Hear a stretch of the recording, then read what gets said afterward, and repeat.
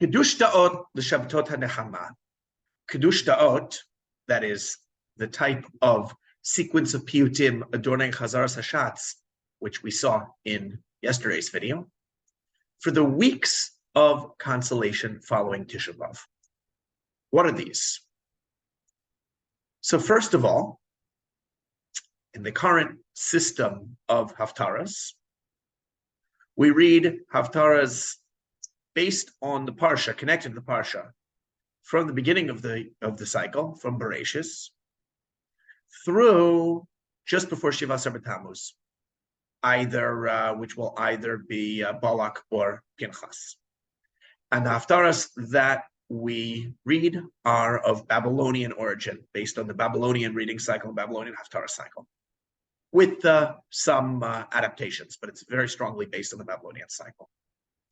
However, from Shiva Asar Tammuz until the end of the Torah, we do not read Haftaras based on the Parshas, connected to the Parshas. The Babylonian reading cycle had, and if you look in the Rambam, at the end of Sefer Ava, where he has the Siddur there, and at the end it lists the Haftaras for all the Parshas, and it lists the Babylonian Haftara for each one of the Parshas, and there are Haftaras for all the Parshas connected to the Parshas.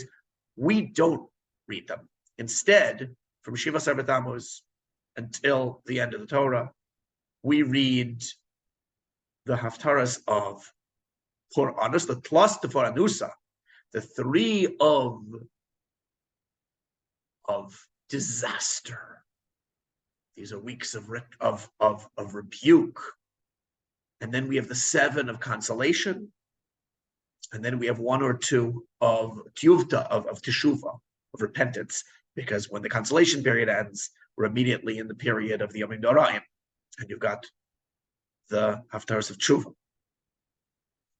This is a custom going back to ancient Eretz Israel, and a great midrashic collection based on the festivals and occasions of the year, the Psikta Rav Kahana.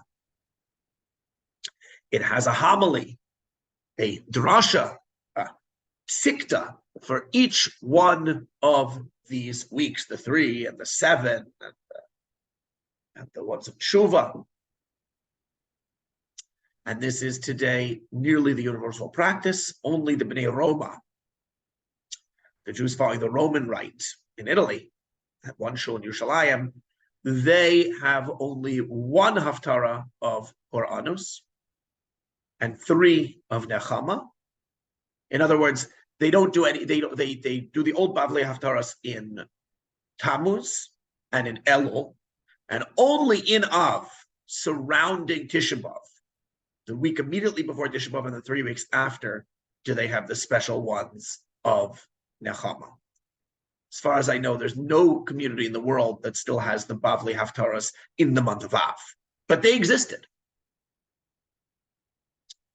In any event, if you look at the Chumash today, it'll generally say this is the Haftara for Parshas Va'eschanan, for Parshas Ekev, for Parshas Re'eh. That's not strictly correct. And in fact, if during COVID it had occurred that there have been minyanim that just opened up after having been closed for many weeks, and they opened up and they were off from the cycle, and they picked up where they left off, they would be reading a Parsha, which is much earlier in the reading. They'd be reading, I don't know, David Bar Nasa at this point, but they would still have our Haftaras of Puranus and Nechama, because those are based purely on the calendar. There's no real connection to the Parshas. Okay, but other than the Haftara, how do we observe these weeks? You all know Shabbos Nachamu. How does one observe Shabbos Nachamu? Well, the answer is right there in the text of the Haftara. It says, Al har gavoah halilach mevaseres Tziyyon. Go up on a high mountain, O announcer of Zion. And the minhag is one goes to the mountains, goes to the Catskills. One doesn't stay in the city that week. And in fact, there are a lot of Shabbos Nachamu retreats. And it's a time when, after Tisha B'Av's over, there's this feeling of relief of having gotten through the 3 weeks and hopefulness of looking forward. But what about the other weeks? People pay little attention to the other weeks. This was in the past, though. There was more attention, as we said, through the homilies in the Psikta. And there are the Qedushta of Reb Lazar bar Kilir for these weeks. Not all of them survive, especially the seventh is not known to survive, as far as I know. And the sixth only in fragments. But we have significant portions of many of the others. Why is this important? Many people today have exposure to piyut more or less only on Tisha B'Av. They have a bit on Rosh Hashanah and Yom Kippur, tiny bit on Talad Geshem. Of course, the Machzorim are full of piyutim, but a lot of people, a lot of communities today don't recite them. And even when they do, they'll recite them quickly, silently, and a lot of people get nothing out of them. Tisha B'Av, we spend all morning reciting kinos, of which many of them are by Rebbe Lazar bar Kilir. And they associate piyut with the gloom of Tisha B'Av. Some associate Judaism with the gloom of Tisha B'Av. But after Tisha B'Av comes Shabbos Nachamu, and after the really difficult, painful, both in terms of content and in terms of very, very complex structure that's difficult to tease out, and to tease out meaning from the structure. We have these lyrical piyutim, these Qedushta for the weeks of Nechama, by our favorite Rebbe Lazar, Reb Kalir. Reb Lazar, Reb Kalir. The Aleph is generally assumed to be silent in the names Lazer and Lazar. In the Torah, we pronounce the Aleph. We say Eliezer, B'Shem Echad Eliezer, and we say Binchas ben El-Azar ben Aharon HaKohen. But in post-biblical times, you see in the Yerushalmi, generally, the Aleph is not written. In many sources, the Aleph is not written. And even when it is written, many reading traditions do not pronounce it, which is why we get Lazar and Lazer. The Kiliri, as he's known in scholarship, he will usually sign his name with the Aleph, but not always, which indicates, presumably, that he did not pronounce the Aleph. Rebbe Lazar, Rebbe Kilir. So, for Nachamu, there's a beautiful Haftara and a beautiful Qedushta. I'm not going to read it right now because it's not the week, but I'm just going to briefly, very briefly share an artwork that Jen Taylor-Friedman made of this about 13 years ago when I showed her the piyut. Let's just look at it right now. I will find it for you.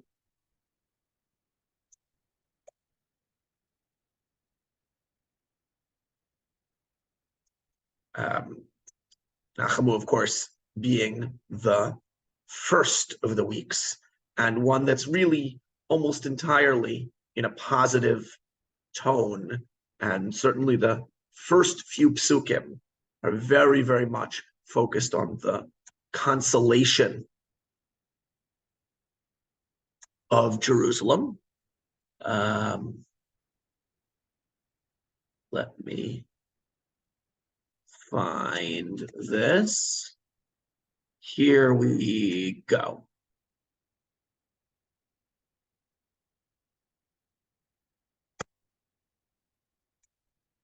You can see here, I'm going to share my screen.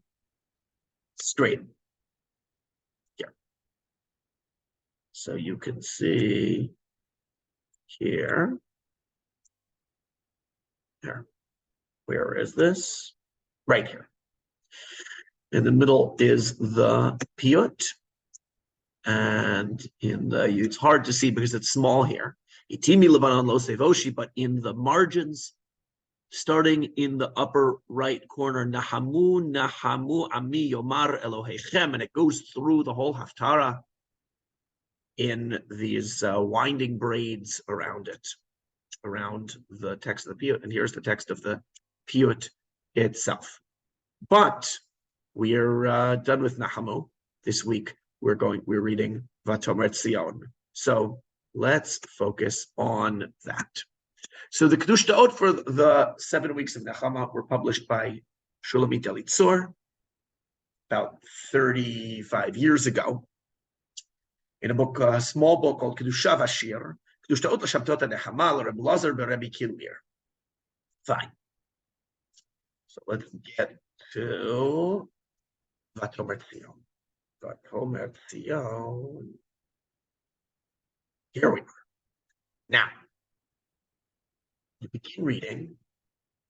Seems like a kina. I thought we were moving past Tisha B'Av. What's going on here? Im habonim kayona minahemes, belev misaunenes ufe misraemes, dau obivchi mar nau emes, demaus mazeles, v'dau memes, v'ninhemes. The mother of the children is moaning like a dove, with a heart that's mourning, and a mouth that's complaining, mooing, groaning with tears, and bitterly speaking, pouring forth tears, and quietly astonished. This is Nechama.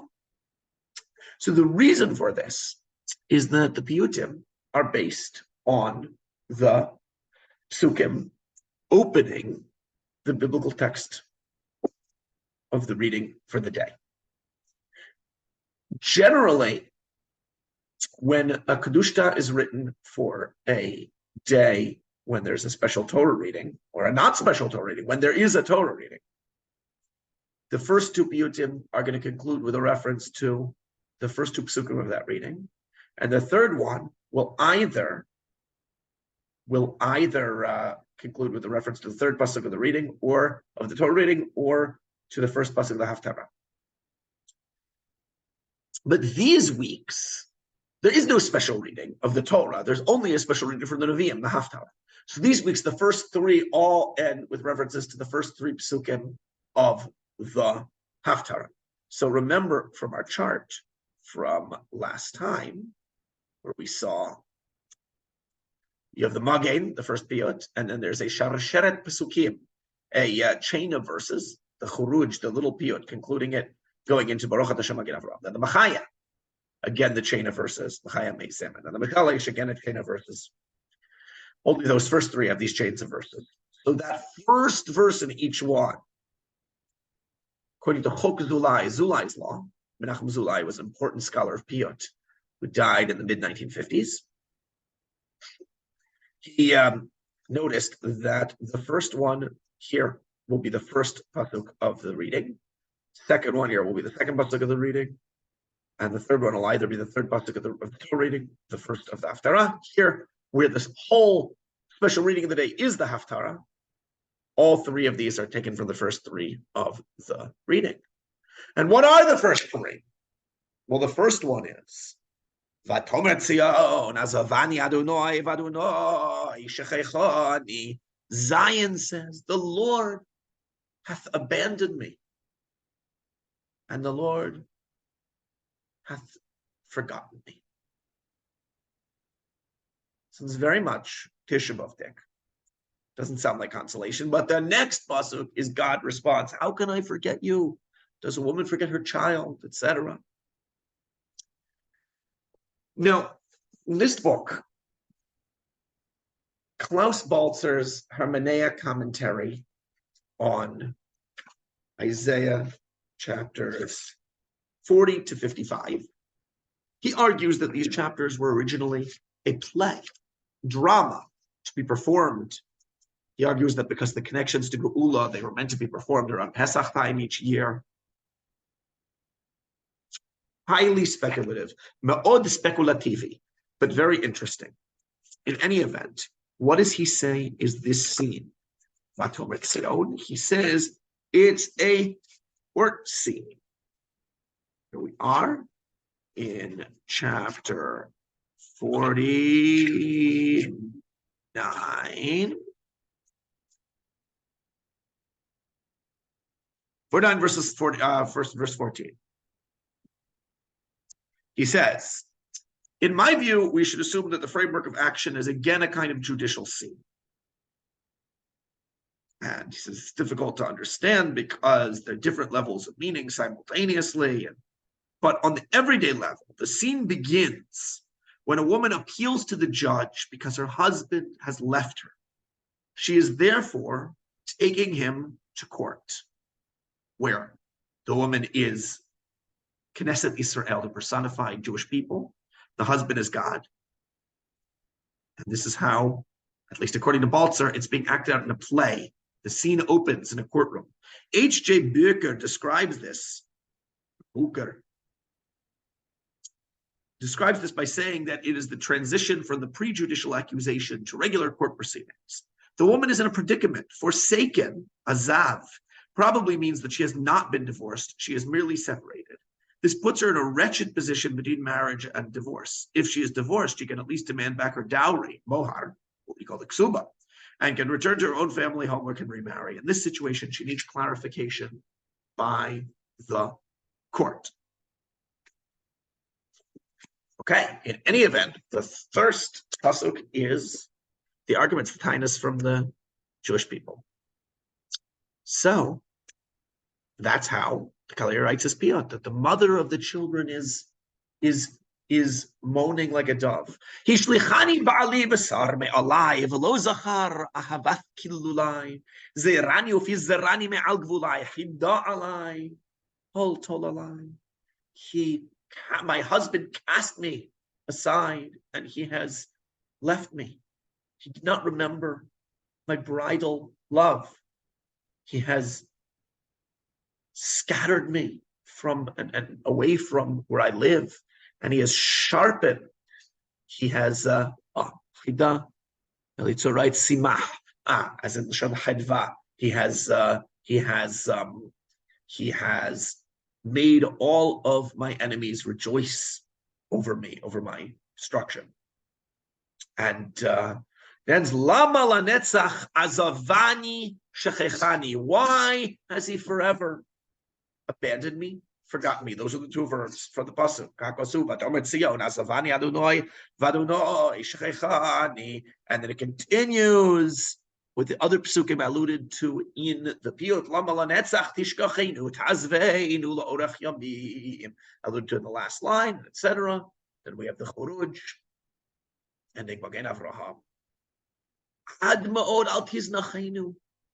Don't reject us so very much. Don't push us away from your eyes. You are our creator. We are your pottery. Protect us, shield us with the strength of your right hand. And this gets us back into the bracha. Remember the Qedushta, the piyutim of the Qedushta are part of the bracha. They're directly connected to the bracha. So it concludes with a reference to the conclusion of the bracha. Protect, shield us with the strength of your right hand. Blessed art thou, Lord, shield of Abraham. Again, Avraham. The second piyut is God's response. Because the second pasuk,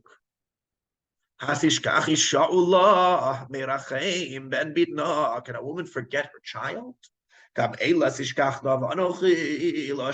These may forget, but I will never forget. God's response to Zion's proclamation that God has abandoned me. Here where we get the real nechama. Here's where we see this isn't a Qedushta for Tisha B'Av. This is a Qedushta after Tisha B'Av with real sweet and lyrical nechama. Ma tis'oneni alai onosi. Neta chemed arugas gan nosi. Siach pillulayach kevor anisi. Oturbach ka'oz chanisi. Why should you be sad regarding me? Oh, my dove, my sweet plant, my garden, my flower pot. Siach pilulayach, the words of your prayers I have already answered. Aturbach Ka'az Chaniti. I am crowned within you, perhaps crowned by your prayers. Common idea you see in the Hechalot literature and also in Piyutim, that Israel's prayers create a crown for God. So when God says, I already answered your prayers, so I am crowned by you. Just as long ago when I camped among you, I've turned to you with my great mercy to march into the gate of Vattomer. What is this? It's a place, apparently, mentioned in Shir Shirim, which is understood by the Paitanim as meaning Jerusalem.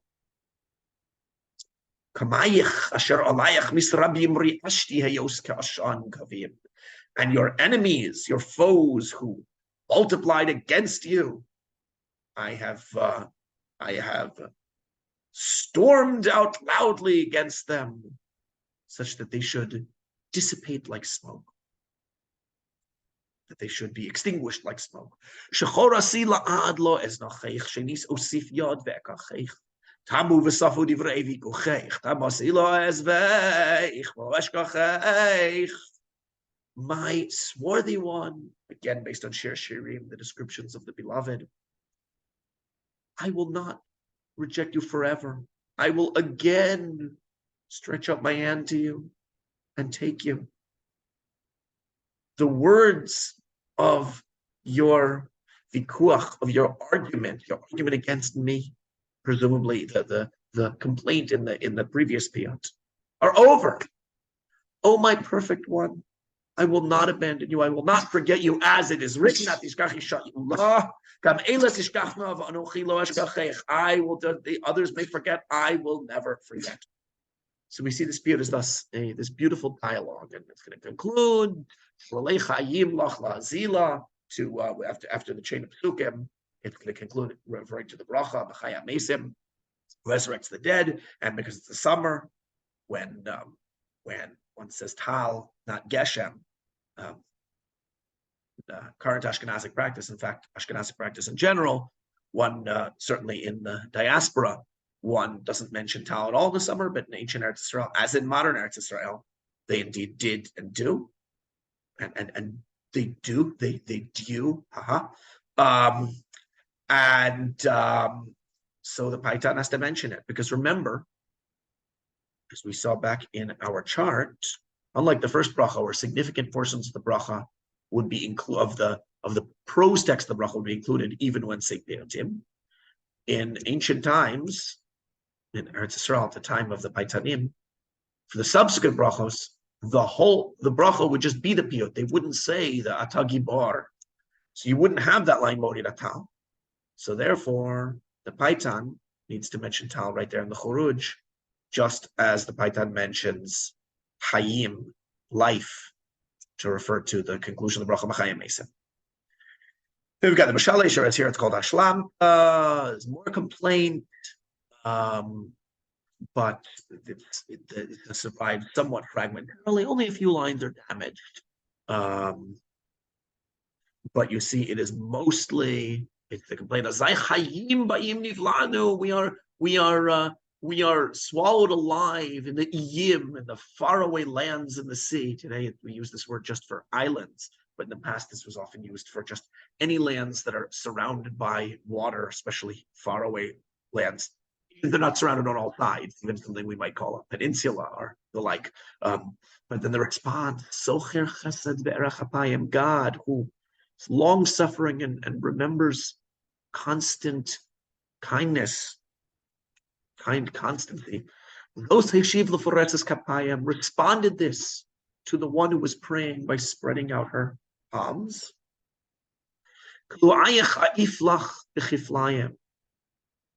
I will bring you back, your people who have been shot away, who have been as if out of a kela, who have been catapulted away from your land. I'm going to cause them to fly back with double consolation, as we saw last week in Nachamu. Kivatich chatkosich al kapoyim. I have established you, I've inscribed you on my hands, which is the third pasuk. I have inscribed you on my hands. Your walls are constantly facing me. Piyut 4 again is a complaint.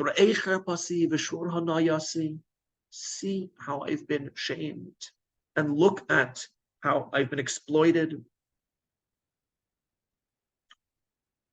And then the fifth piyut here, which is the kiklar, unfortunately, the refrains have been damaged. We see something chayni adead al nachayni zosrana nonachayni kadosh.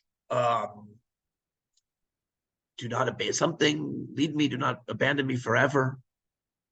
Lead me as this supple green one, like a green flourishing plant. Oh, Holy One. And what we can see from what remains of this piyut is that this piyut itself is not one side of the dialogue, it's both sides of the dialogue. First, Aluf Neurai Merosh, Hishkani Merosh, Bichniat Bi Rosh. The Jewish people complains, Knesset Israel complains, my friend from long ago, God, Hishkani Merosh, has caused me to drink poisonous water and made my head humiliated. But then the next, it's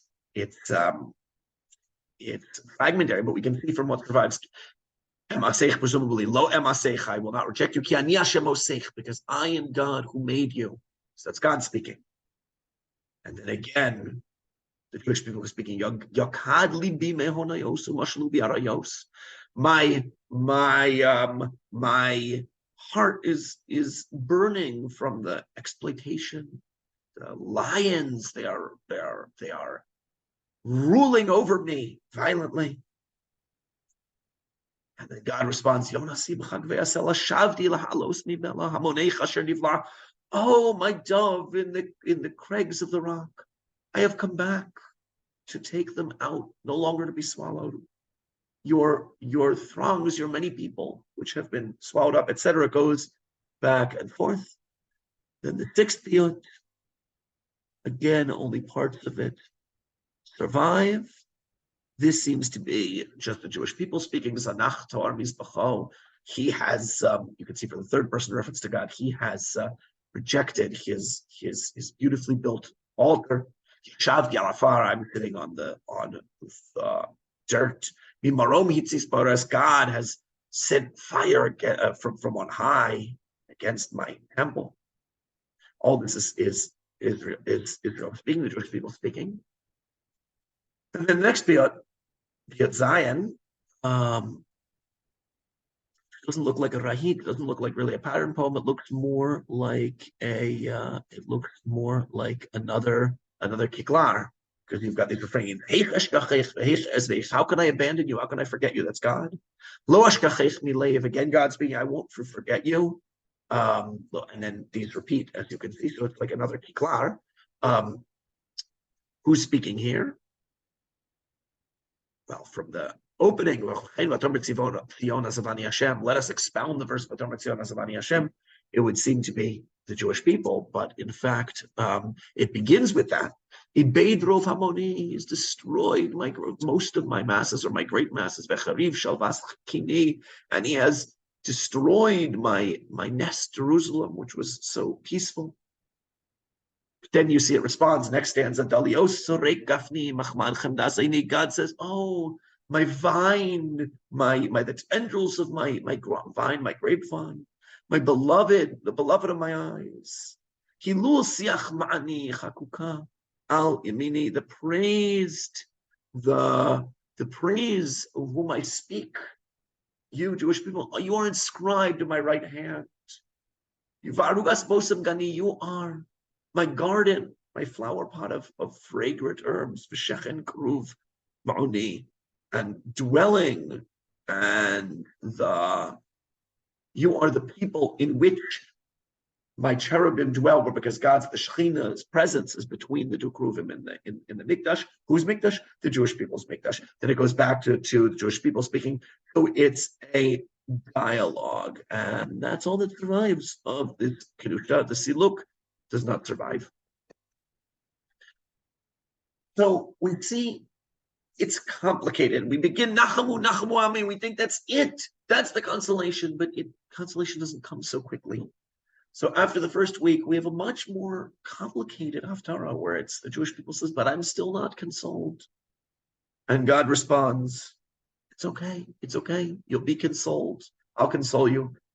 And ultimately, it takes 7 weeks till we can finally get to the point at Rosh Hashanah where we can get back to an equilibrium and begin the new year, the new cycle. This dialogue poem is remarkably similar to a structure that we find in Europe. Among Paitanim, the piyutim you find printed in Eastern Ashkenazic Sidurim for Sfiras HaOmer. You won't see them too much today because piyutim for special Shabbosos outside of the ones leading to Pesach are not common to find in Sidurim, but in the past they certainly were. And you can find they're printed in the Be'er Seder Avodas Yisrael with some commentary. You'll need the Nusa Minat Poland version, the Eastern European version, because those are not the piyutim recited in the West in Minhag Ashkenaz. You can also find them in Otzar Tfilas, printed the back with no commentary, really as an afterthought, not the point of the volume, but they're there. And there are other sidurim where you can find them. And those, let me just put them briefly on screen.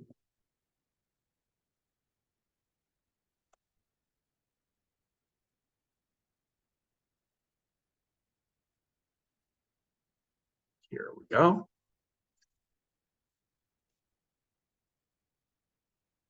The structure that these are ahavot, recited in the bracha Ahava Rabbah before Kriyas, because they're about the great love between the Jewish people and God. It's reflected through the pain of the exile. One of them, actually, one of the weeks, it's the Ma'ora, though it's before Yotzer Ma'oros, though it may have been written as an Ahava and it appears as such in some manuscripts. And you look at them and you'll see that they are dialogic, like the Kaleri's ones. They have a special structure, which he doesn't have, where they begin and end with the pniya, with the direct address to the other party. So here, obviously, it's the Jewish people addressing God. Elohai, my God, my years have come to naught in my long exile. I'm imprisoned and I cannot go out from the straits, straits, from the narrow places to expansive places, etc., etc.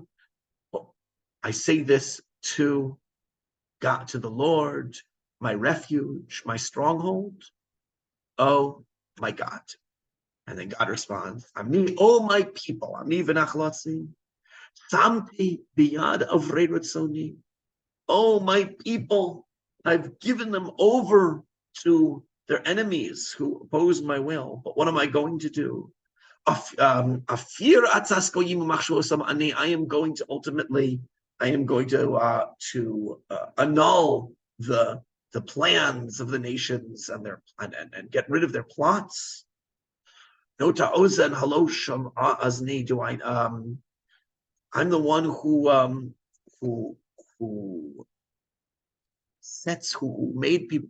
made people's ears. Do I not hear the voice? Yotzer Ayin, I'm the one who created sight. Go to Asaini, I see everything.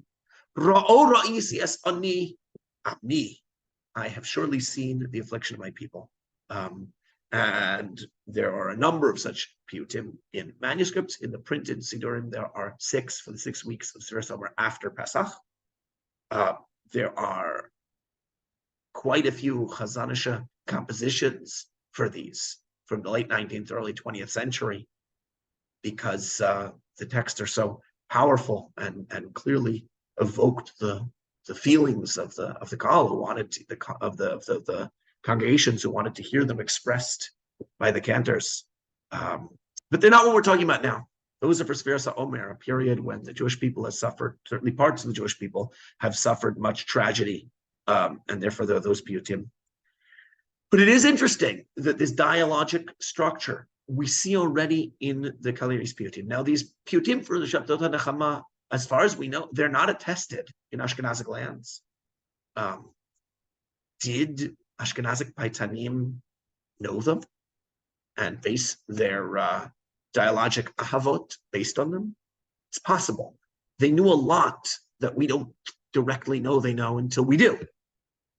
A lot of old texts, old piyutim, old prose texts, midrashim, which we knew only from the Geniza, and we find that Rishonim in Europe, they have access to them. So maybe, I'm not saying yes, I'm not saying no. Not the point of this year. The point of this year is to show you the beauty of the poetry of the Kaliri for the 7 weeks of Nechama, and in general, the period of Nechama in general. It doesn't end with Shabbos Nachamu. It keeps going.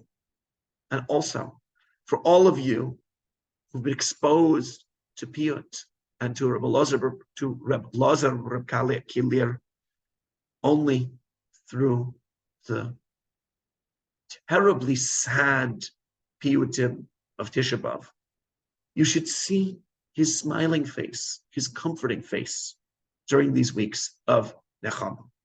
Shabbat Shalom, a guten Shabbos.